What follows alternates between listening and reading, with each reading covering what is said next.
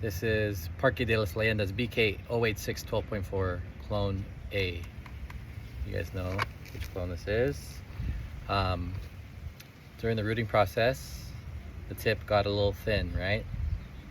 So I'm going to show you what I'm going to do here is I'm going to score the center of the rib.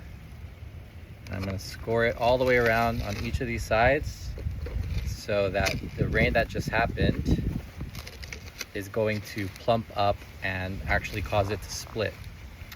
But by me scoring it using my blade, it's going to force the expansion because of so much rain to split it and thicken this section here that got thin from just not ideal rooting process.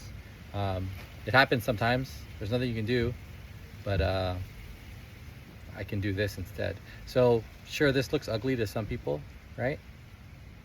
But the reality is it being skinny like that is kind of ugly to me. So you know, it's my plant. I'm going to experiment with it, but I'm just going to show you a little thing we do. I think it's called girdling for trees, and I've done it before on another scopulicola, and that scop gained about 1.5 inches on the lowest section where it's really skinny because it was a seedling. But yeah, this is called girdling. I'm going to use a blade, and I've done this already before on this plant, and we're going to cut just 1/4, maybe 1/8 of an inch into the valley of that rib. And we'll cut again. I don't know if you can see it on that camera, but either way,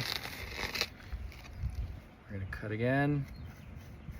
So what's the goal of this, right?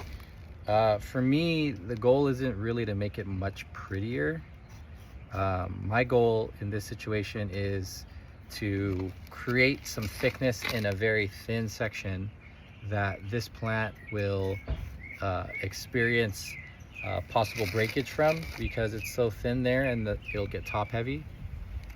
So if I can girdle it like this, the excess water from the rain, or maybe a really strong nitrogen feeding, will allow for this girdling to expand, make it split, and then thicken up and maybe kind of match this section and this section here, right?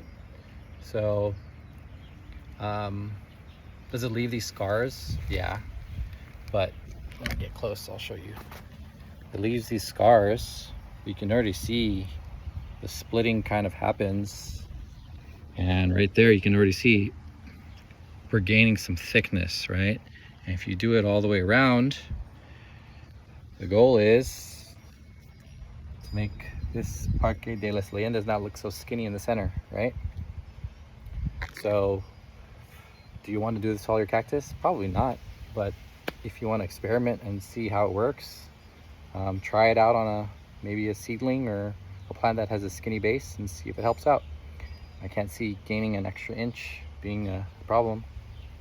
But you know, when it comes to these guys, I'm just trying to prevent breakage, because you know, I really don't cut from them too much on some of these plants.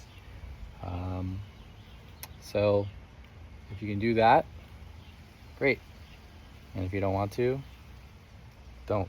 But you know, some plants like CSD, they'll split on their own. You can't, you know, if you leave them in rain, they'll split anyways. So if the plants can naturally split, just, you know, some cultivars and some plants want to split anyways, or I'll show you real quick. The plant's going to do it anyways with a lot of rain or maybe too much nitrogen feeding. Why can't we do it to the plants that we are playing God with? Huh? Right? Okay. Cool, guys. All right. Bye.